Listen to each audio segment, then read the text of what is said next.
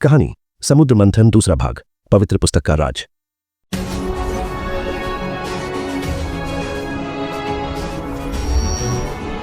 वर्ष 2025। एक सुनसान इलाके में बसा है एक प्राचीन महादेव मंदिर, जिसकी दीवारों पर समय की छाप साफ दिखाई देती है।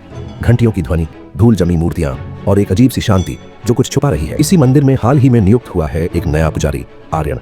एक पढ़ा लिखा शांत स्वभाव का युवक, पर उसके भीतर एक जिज्ञासा है जो उसे सामान्य पुजारियों से अलग बनाती है। बेटा, इस मंदिर की परंपराओं का ध्यान रखना। सुबह 5 बजे आरती होती है, फिर दोपहर की पूजा और शाम का श्रृंगार पूजन। पर एक बात का ध्यान रखना, कुछ चीजें हैं यहाँ जिनके बारे में जानना अच्छा नहीं होता। आर्यन सब ध्यान से सुन रहा था, तभी उसकी नजर मंदिर के गर्भगृह में रखी एक धूल भरी प्राचीन पुस्तक पर टिक गई। ये पुस्तक तो बाकी चीजों से बिल्कुल अलग लग रही है। इसे साफ क्यों नहीं किया गया? ऐसे ही क्यों छोड़ दिया गया है? उसे मत छेड़ो आर्यन, वो कोई साधारण पुस्तक नहीं है। हम तो मानते हैं कि वो शापित है। जिसने भी उसे छुआ वो अगली सुबह से बीमार पड़ गया। मैंने भी एक बार उसे देखने की भूल की थी।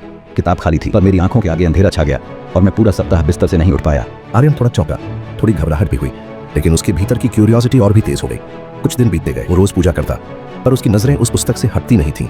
एक रात जब मंदिर पूरी तरह सूना था, बस एक बार देख लेता हूँ, शायद कुछ समझ आ जाए। ऐसे थोड़ी कोई पुस्तक किसी को बीमार कर सकती है। आर्यन धीरे धीरे सीढ़ी चढ़ता है, पुस्तक को हाथ में उठाता है, और जैसे ही वो उसे खोलता है उसका दिल कांप उठता है। पुस्तक की सूनी पन्नों पर अचानक रहस्यमयी चिन्ह उभरने लगते हैं, जैसे कोई अदृश्य हाथ उन पर कुछ लिख रहा हो। धरती थोड़ी कांपती है, मंदिर के दिए थरथराने लगते हैं। आर्यन की आंखों के सामने अजीब दृश्य तैरने लगते हैं।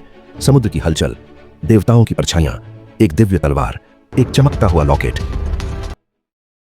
आखिर ऐसा क्या था पुस्तक में जो आर्यन इतना चौंक गया?